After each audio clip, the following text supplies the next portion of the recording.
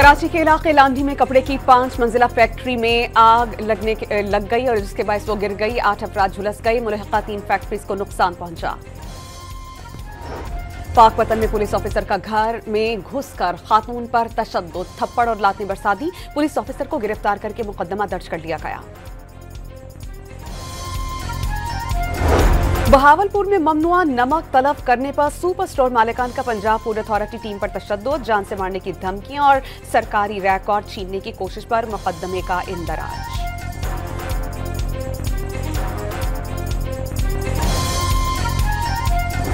नाकिस नकासियाब का निजाम और कवायद ज़वाबित की खिलाफ वर्जी पर कागान, नारान, स्वात और चित्राल में 650 होटल्स को नोटिस जारी। 25 सील्ड, 15 पर जुर्माने आयद।